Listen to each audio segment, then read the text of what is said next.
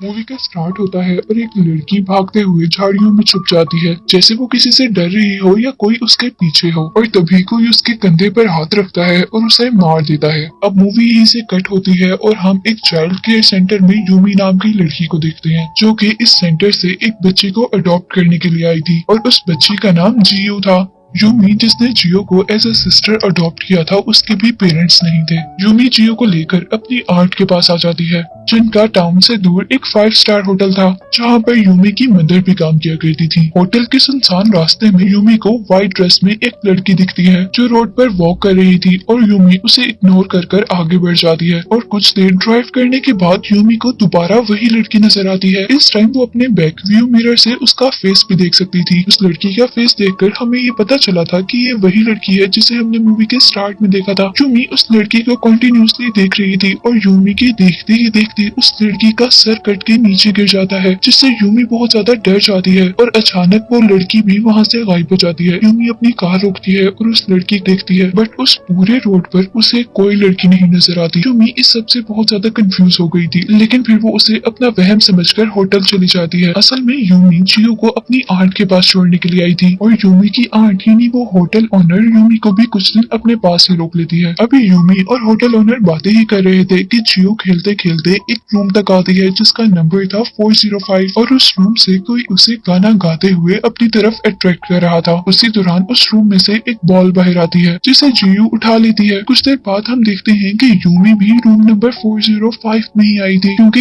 ये रूम उसकी मदर का रूम था, जो कि अब मर चुकी थी। यूमी वहाँ कबर्ड में से अपने कुछ टॉयज निकाल कर जियो को देती है और खुद एक दूसरे कमरे में चली जाती है। नेक्स्ट सीन में जियो और यूमी हाइड एंड सीक खेल रहे थे, जहाँ पर जियो बेसमेंट में जाकर छुप जाती है और यहाँ जियो को किसी लेडी के फुट्स नजर आते हैं। जियो बाहर निकलती है, लेकिन जैसे ही वो दिखती है कि वो लेडी उसकी सिस्टर नहीं है, तो वो वहाँ से भाग जाती है और तभी यूमी भी उसे ढूंढते ढूंढते बेसमेंट तक आ जाती है। इस जगह उसे काफी डरावनी लग रही थी, लेकिन वो जियो को आवाज दे देकर उसे ढूंढ रही थी कि उसी दौरान उसे लड़की का शेडो नजर आता है, जिसे उसने रोड पर मरते हुए देखा था। यूमी एक सेकंड के लिए घबरा जाती है और जैसे ही लाइट ऑन करती है तो वो शेडो वहाँ से गायब हो जाता है। यूमी इसी कंफ्यूजन में अब डिनर कर रही थी कि वो लेडी कौन थी। तभी होटल ओनर यूमी से कहती है कि उसे जियो को यहाँ से बाहर लेकर जाना चाहिए, किसी अम्यूजमेंट पार्क में, जहाँ पर वो बचपन में जाया करती थी। डिनर के बाद वो सब लोग बातें कर रहे होते हैं कि जियो सोफे पर ही सो जाती है। यूमी उसे उठाकर बेडरूम में लेकर जा रही थी। तभी हम देखते हैं कि ऊपर किसी फ्लोर से एक ब्लैक शेडो उन्हीं को देख रहा था, जैसे वो ब्लैक शेडो इन्हीं के पीछे हो और इनको टारगेट बनाना चाह रहा हो। नेक्स्ट मॉर्निंग यूमी जियो को अपने साथ एक अम्यूजमेंट पार्क में लेकर जाती है, जहाँ पर वो काफी अच्छा टाइम स्पेंड करते हैं और यूमी नोटिस करती है कि जियो किसी से बातें कर रही है, लेकिन करीब जाने पर उसे वहाँ पर कोई भी नजर नहीं आता।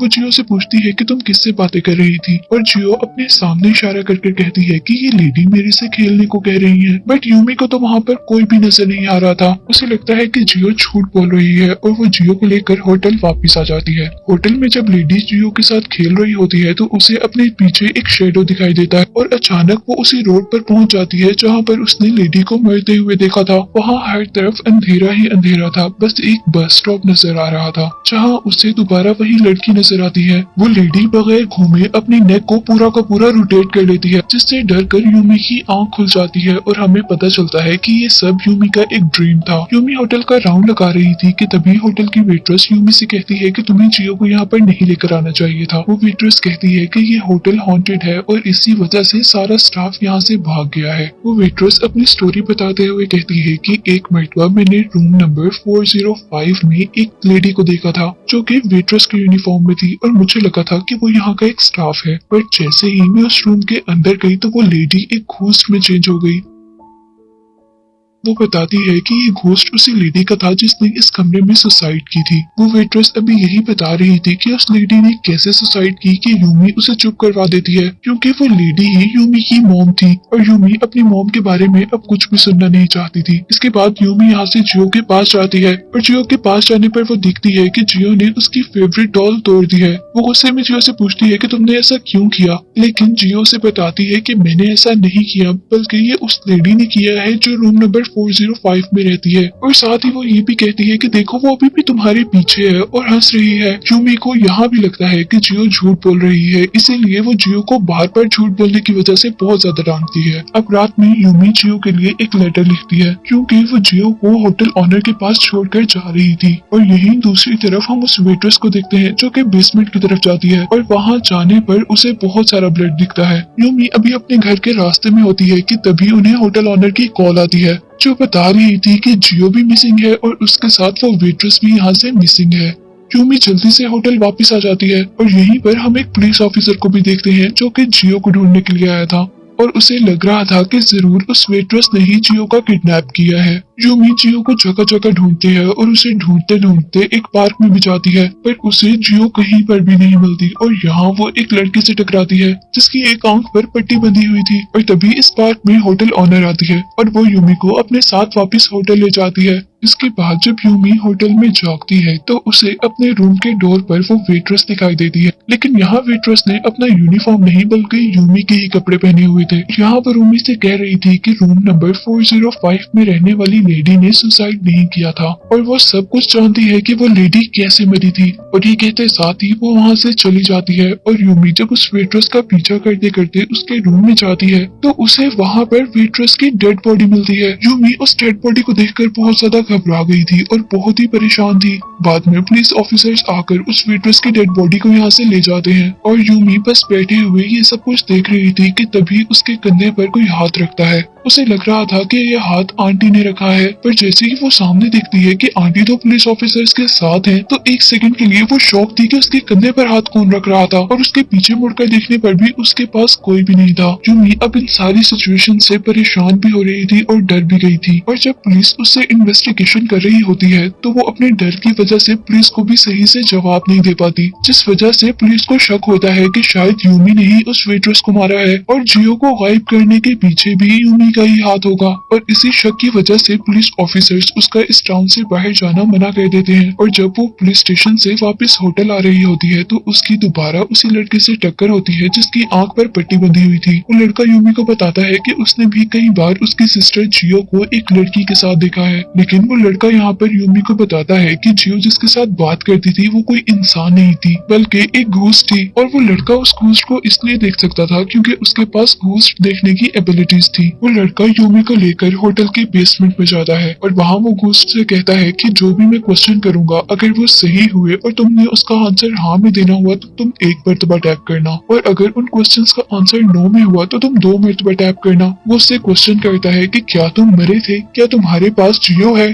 क्या तुम्हारा मर्डर हुआ है, और इन सारे क्वेश्चंस के आंसर के लिए वो 1 मिनट पर टैप करती है। यहाँ पर उस लड़के ने जो घोस्ट को स्टिक दिया था उसी स्टिक से घोस्ट जमीन पर एक ड्राइंग बनाता है। इस ड्राइंग को देखकर वो लड़का बहुत ज्यादा डर जाता है और यूमी से कहता है कि ये सब कुछ मेरे बस से बाहर है और वो जैसे ही यहाँ से भागने लगता है तो वो घोस्ट उस पर अटैक कर देती है और उसका गला दुबाते हुए उसे हवा में उड़ाती है। और तभी यूमी और वो लड़का यहाँ पर एक मरी हुई लड़की का सर देखते हैं। वो लड़का यूमी से कह रहा था कि जियो मर चुकी होगी और तुम्हें अब इस होटल को छोड़कर बाहर चले जाना चाहिए,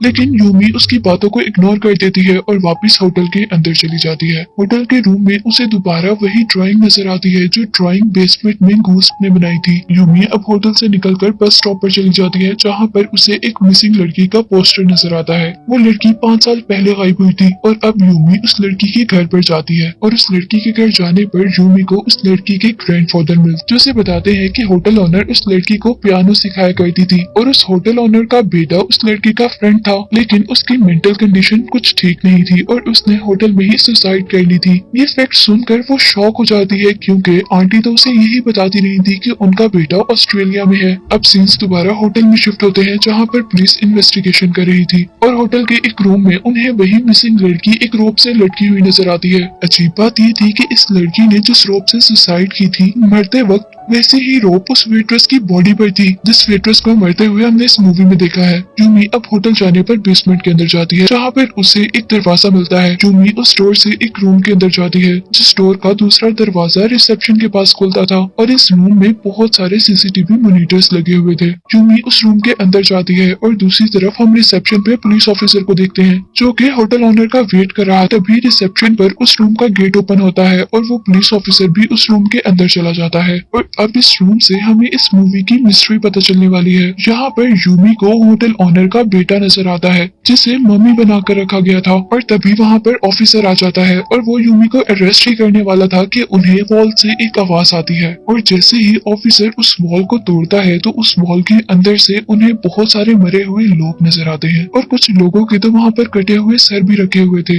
इन डेड बॉडीज को देखकर यूमी तो बहुत ज्यादा डर गई थी कि एकदम से वहाँ पर होटल ओनर आती है और वो पुलिस ऑफिसर की गर्दन में अपनी नाइफ स्ट्रैप करके उसे वहीं पर मार देती है और यहाँ होटल ओनर यूमी को भी एक रोप से बांध देती है और ये रोप बिल्कुल वैसी ही रोप थी जो हर मरे हुए इंसान के साथ मिल रही थी, जिससे हमें पता चला था कि यहाँ पर किसी ने भी सुसाइड नहीं किया था बल्कि ये होटल ओनर ही सबको मार रही थी। और यहाँ हमें पता चलता है कि वो होटल ओनर मेंटली सिक है जिसे लगता था कि उसका बेटा मरा नहीं है बल्कि अभी तक जिंदा है, इसीलिए उसने अपने बेटे की मम्मी बनाकर इस रूम में रखा हुआ था और जो कोई भी उसके बेटे की बॉडी को देख लेता था और उसे बोरी करना चाहता था तो वो होटल ओनर उसी इंसान को मार देती थी। कि बस स्टॉप के पास जो बार बार हमें लड़की नजर आती थी ये वही लड़की थी जो इस होटल ओनर की स्टूडेंट थी और इस लड़की को उस होटल ओनर ने इसलिए मारा था क्योंकि वो उसके बेटे को देखकर भाग रही थी। उस लड़की का मर्डर क्योंकि बस स्टेशन के पास हुआ था इसीलिए उसका घोस्ट बार बार बस स्टेशन के पास नजर आता था। और यहाँ हमें सबसे शॉकिंग बात ये पता चलती है कि होटल ओनर ने अपनी फ्रेंड यानी यूमी की मदर को भी खुद मारा था